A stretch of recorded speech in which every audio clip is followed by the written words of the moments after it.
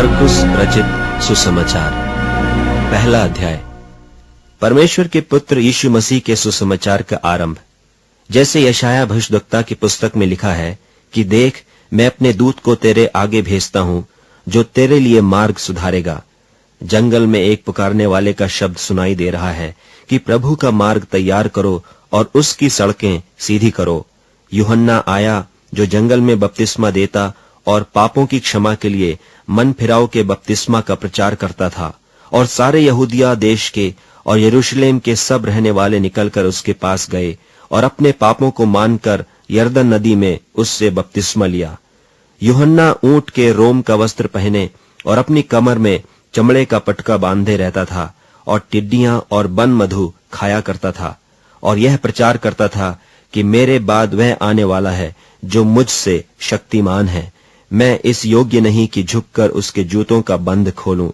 मैंने तो तुम्हें पानी से बपतिस्मा दिया है, पर वह तुम्हें पवित्र आत्मा से बपतिस्मा देगा।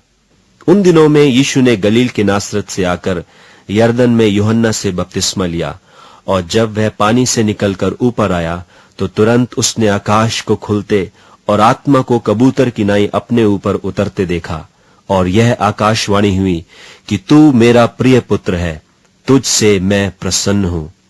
तब आत्मा ने तुरंत उसको जंगल की ओर भेजा, और जंगल में 40 दिन तक शैतान ने उसकी परीक्षा की, और वह वन पशुओं के साथ रहा, और स्वर्गदूत उसकी सेवा करते रहे।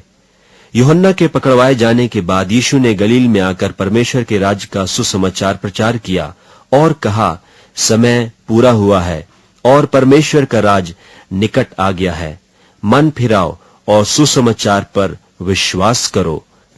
गलील की झील के किनारे किनारे जाते हुए उसने शमौन और उसके भाई अंद्रियास को झील में जाल डालते देखा, क्योंकि वे मछुए थे। और यीशु ने उनसे कहा, मेरे पीछे चले आओ, मैं तुमको मनुष्यों के मछुए बनाऊंगा। वे तुरंत जालों को छोड़कर उसके पीछे हो लिए, और कुछ आगे बढ़कर उसने जब्दी के पुत्र याकूब और उसके भाई यूहन्ना को नाव पर जालों को सुधारते देखा। उसने तुरंत उन्हें बुलाया, और वे अपने पिता जब्दी को मजदूरों के साथ नाव पर छोड़कर उसके पीछे चले गए। और वे कफरनहूम में आए, और वह तुरंत सब्त के दिन सभा के घर में जाकर उपदेश करने लगा। और लोग उसके उपदेश से चकित हुए, क्योंकि वह उन्हें शास्त्रियों की नाई नहीं परंतु अधिकारी की नाई उपदेश देता था। और उसी समय उनकी सभा के घर में एक मनुष्य था जिसमें एक अशुद्ध आत्मा थी। उसने चिल्लाकर कहा, हे यीशु नासरी, हमें तुझसे क्या काम? क्या तू हमें नाश करने आया है? मैं तुझे जानता हूं, तू कौन है? परमेश्वर का पवित्र जन। यीशु ने उसे डांट कर कहा, चुप रह और उसमें से निकल जा। तब अशुद्ध आत्मा उसको मरोड़कर और बड़े शब्द से चिल्लाकर उसमें से निकल गई। इस पर सब लोग आश्चर्य करते हुए आपस में वाद विवाद करने लगे कि यह क्या बात है? यह तो कोई नया उपदेश है। वह अधिकार के साथ अशुद्ध आत्माओं को भी आज्ञा देता है, और वे उसकी आज्ञा मानती हैं। सो उसका नाम तुरंत गलील के आसपास के सारे देश में हर जगह फैल गया। और वह तुरंत आराधनालय में से निकलकर याकूब और यूहन्ना के साथ शमौन और अंद्रियास के घर आया। और शमौन की सास ज्वर से पीड़ित थी, और उन्होंने तुरंत उसके विषय में उससे कहा।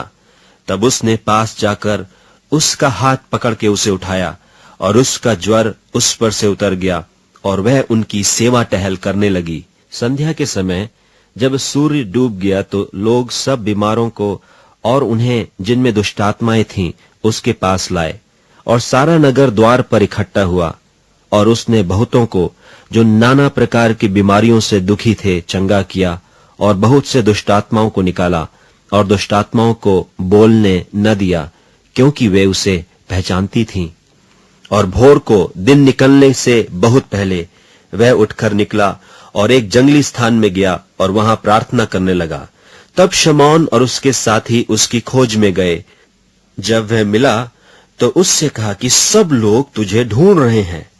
उसने उनसे कहा, आओ हम और कहीं आसपास की बस्तियों में जाएं कि मैं वहां भी प्रचार करूं, क्योंकि मैं इसीलिए निकला हूं। सो वह सारे गलील में उनकी सभाओं में जा जाकर प्रचार करता और दुष्टात्माओं को निकालता रहा। और एक कोढ़ी ने उसके पास आकर उससे विनती की और उसके सामने घुटने टेक कर उससे कहा, यदि तू चाहे तो मुझे शुद्ध कर सकता है। उसने उस पर तरस खाकर हाथ बढ़ाया और उसे छूकर कहा, मैं चाहता हूं तो शुद्ध हो जा। और तुरंत उसका कोढ़ जाता रहा और वह शुद्ध हो गया। तब उसने उसे चिताकर तुरंत विदा किया और उससे कहा, देख, किसी से कुछ मत कहना, परंतु जाकर अपने आप को याजक को दिखा और अपने शुद्ध होने के विषय में जो कुछ मूसा ने ठहराया है उसे भेंट चढ़ा कि उन पर गवाही हो। परंतु वह बाहर जाकर इस बात को बहुत प्रचार करने और यहां तक फैलाने लगा कि यीशु फिर खुल्लम खुल्ला नगर में न जा सका, परंतु बाहर जंगली स्थानों में रहा और चहुं ओर से लोग उसके पास आते रहे।